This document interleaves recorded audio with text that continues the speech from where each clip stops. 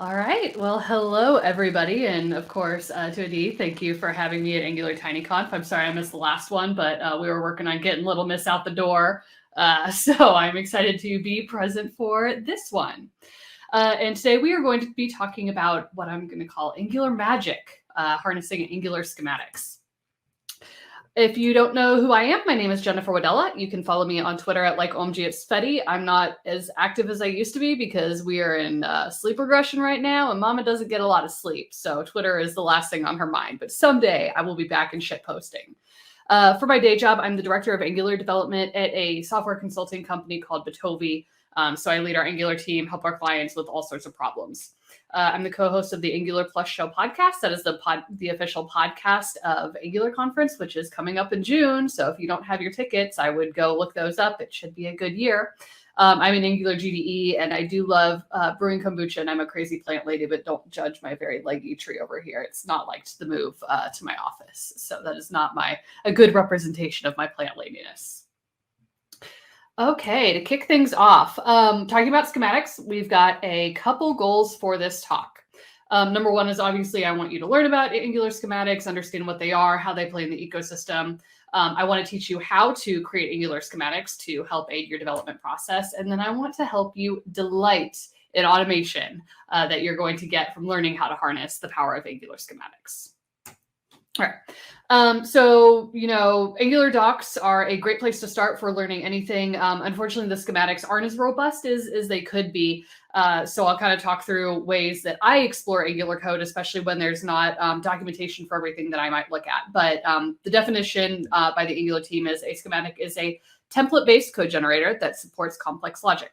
It's a set of instructions for transforming a software project by generating or modifying code. So there's a lot of power here. And you actually use schematics probably every day if you don't realize it.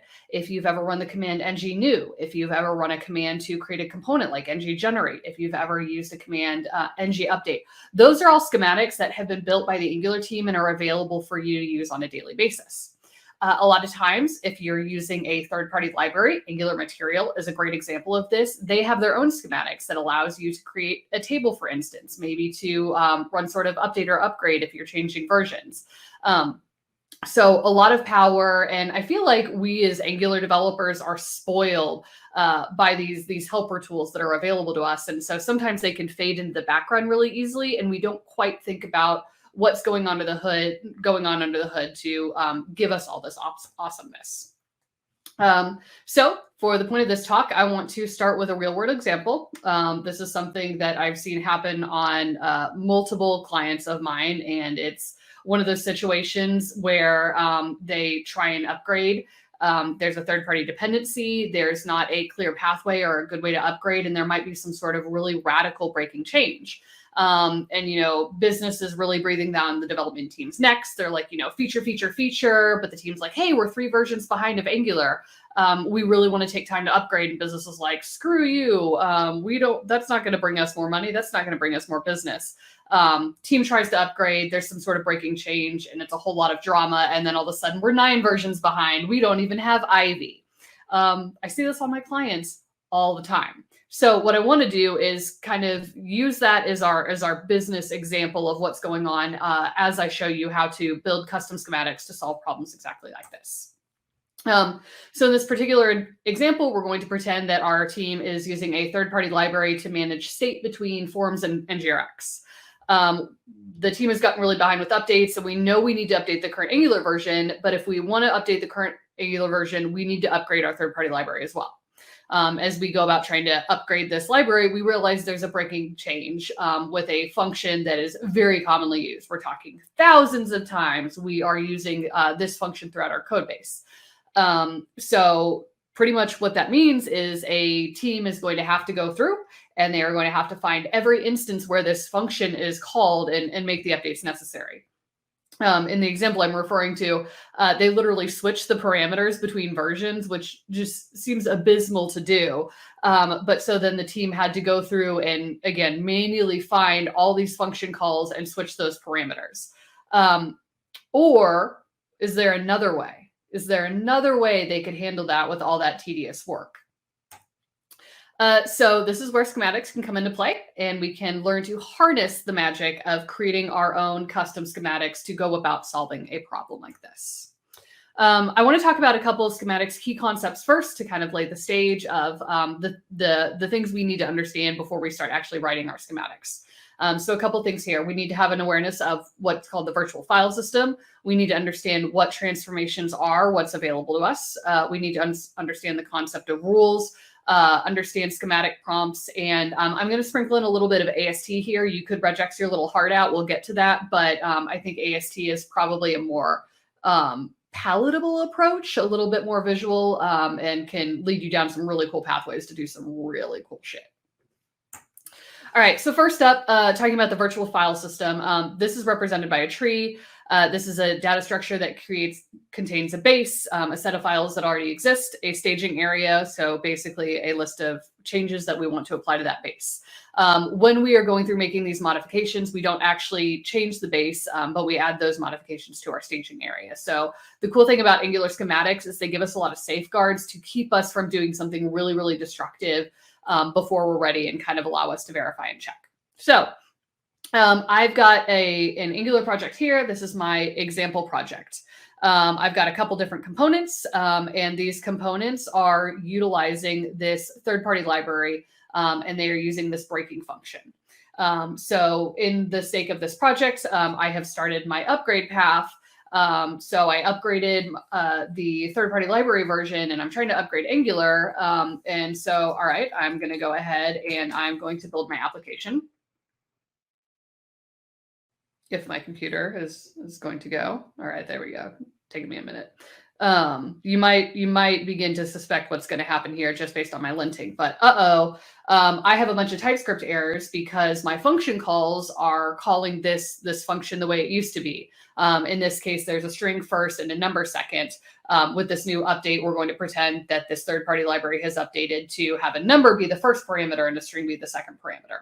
Don't know why. That's just how it's going. So, oh shoot, I upgraded. Now I've got all these TypeScript errors to fix, and I really don't want to go through and have to deal with fixing them manually. So what can I do? Let's go back. Sorry. Okay, so when we're talking about the virtual tree, you're thinking about all the files in your application. And so I want to basically have an understanding of, all right, these are the different files that I need to touch. These are the things I'm going to need to do. And I'm going to have to make changes to them somehow. So understanding the virtual file system helps me do that. And I've got pasted here the interface for the tree type.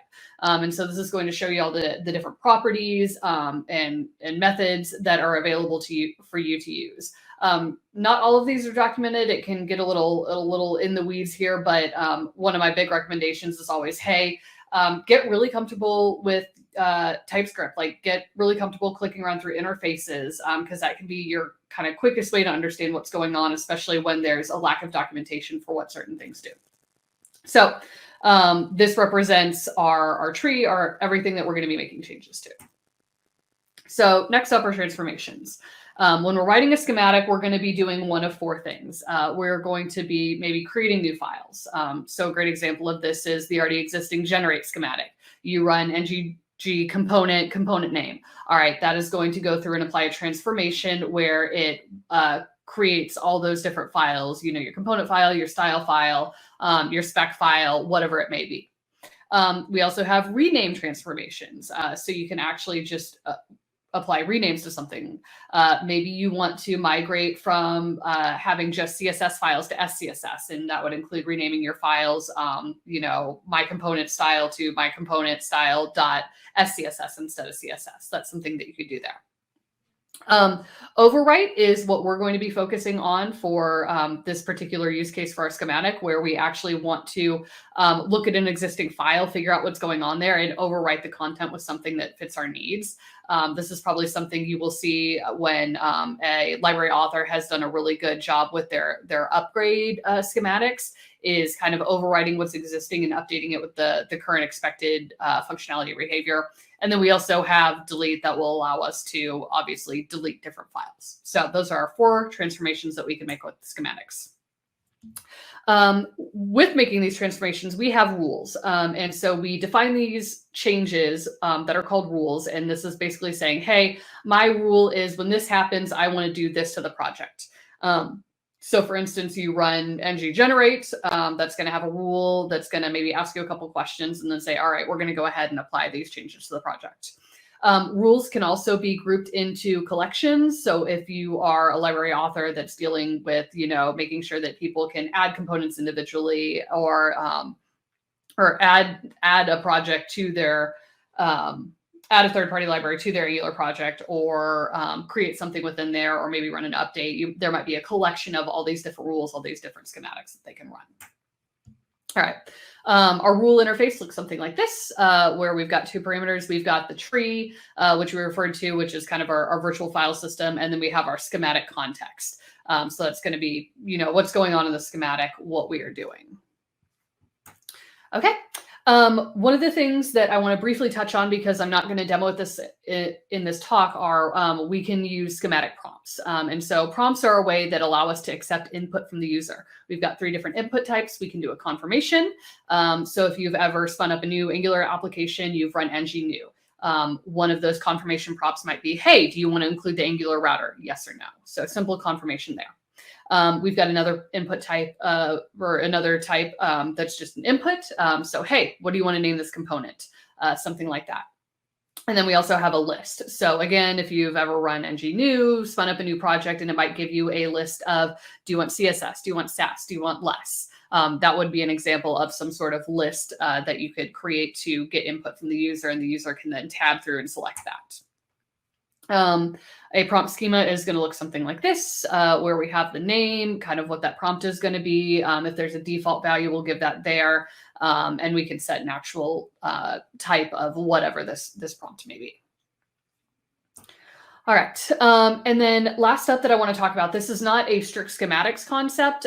This is a more general programming concept, but I think it is a good thing to be aware of and can maybe streamline starting to make modifications or work with your file content in an easier way. So this is abstract syntax tree, a tree representation of your source code of a computer program that conveys a structure. So the idea is you've got these nodes in the tree, and these each represent some sort of different construct occurring in the source code. A construct could be the execution of a function. It could be a variable name. It could be a parameter. Really cool project here by Craig Spence, another member of the Angular community. He has a project called TS Query that's pretty cool, which will actually kind of take a string, a file content, and turn it into AST and allow you to play around with that. I've also listed a couple different visualization tools. For me, like AST was a pretty big learning curve, still is a pretty big learning curve. I would definitely not claim to be anywhere near expert. So these are all really great tools that you can kind of paste in some code, see what the output is for what it looks like in AST, and then kind of figure out how to start navigating it. All right. So let's get to the meat and potatoes. I'm going to show you here. This is an example of what's going on with our third-party library. We had an old function named breaking function. Like I mentioned before, the first parameter was a string. The second parameter was a number.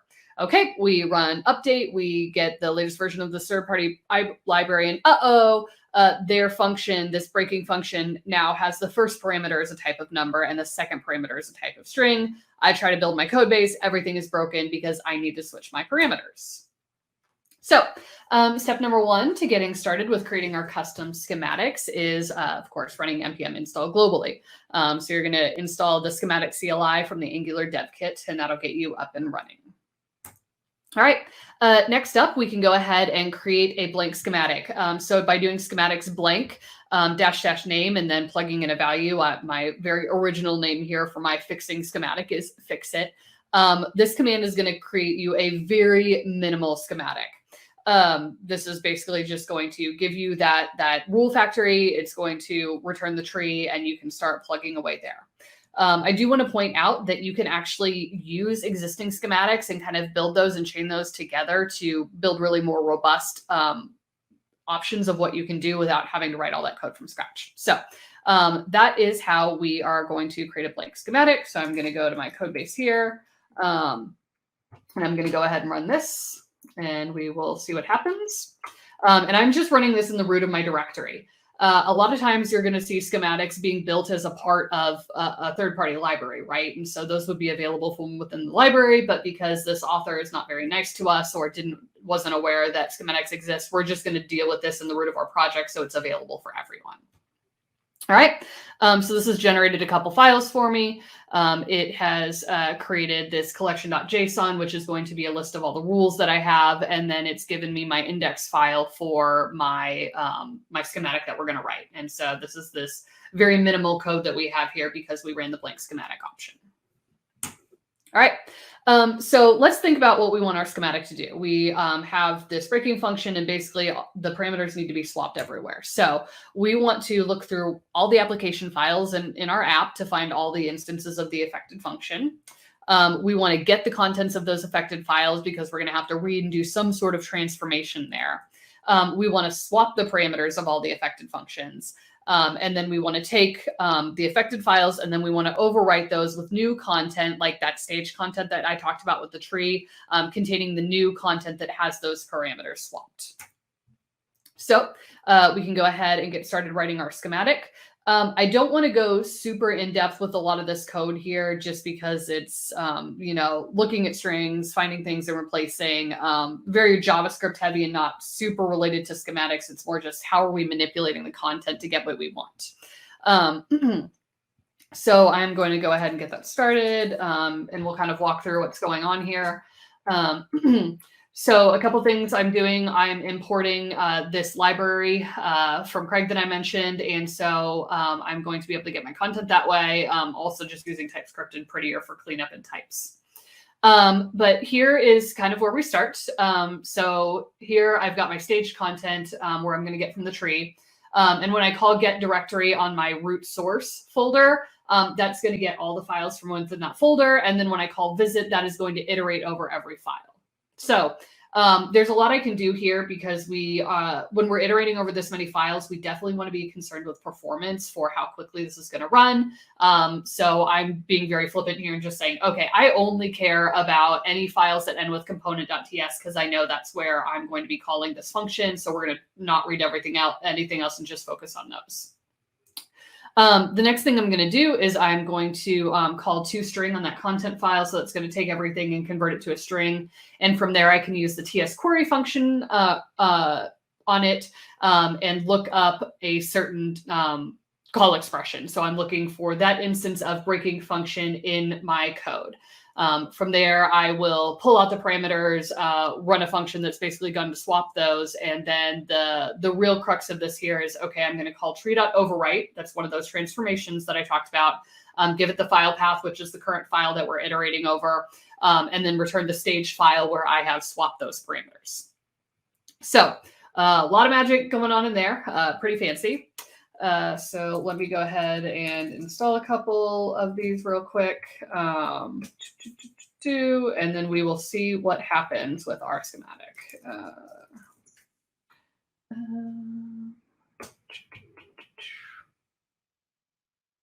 All right. So important thing to think about after we've written our schematic or as we're making changes, because if you're console logging your little heart out to understand what's going on, you're going to need to make sure that you are building your schematic every time before you go and attempt to run it again.